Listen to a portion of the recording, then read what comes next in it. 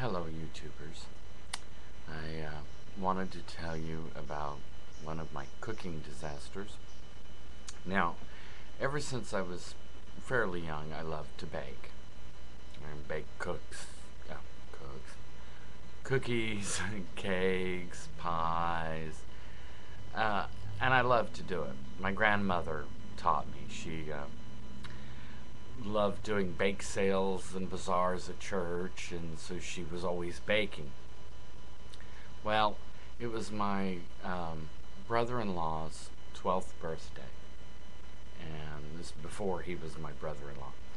Known his family for quite a long time. Fell in love with my wife a long time ago. Still in love with her. Anyway, so I go ahead and I mix my batter, and I go ahead and get my cake pans, and I grease them, and I reach into the pot and I grab the flour and I lightly flour my pan, put the cake in, put it in the oven. Comes out perfect. I go ahead and I decorate the cake up. He loved strawberries, so I made him a strawberry cake with strawberry ice cream. Beautiful, if I don't say so myself. But it was beautiful. It was picture perfect. It turned out one of the best looking cakes that I had ever made. I'm rather proud of myself, I will admit. And we sang the happy birthdays, and he blew out the candles, and he was so happy, and we were all quite happy, It was a joyous day. Not that he was turning 12, because he turned into a really big booger after that. But anyway, we cut the cake, served it up, and with the first bite, I knew something was wrong, because I made him a strawberry cake. But for some odd reason, I was tasting garlic.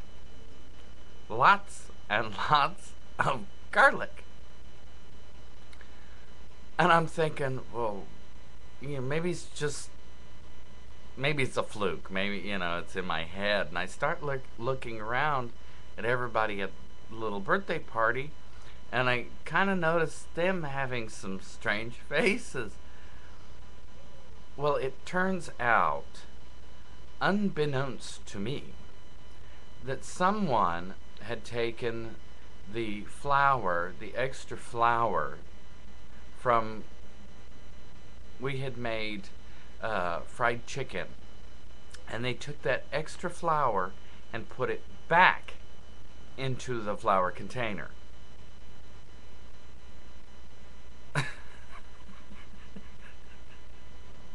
Anyway, so that's where my garlic cake, a garlic strawberry cake, mind you, it tastes just as bad as it sounds.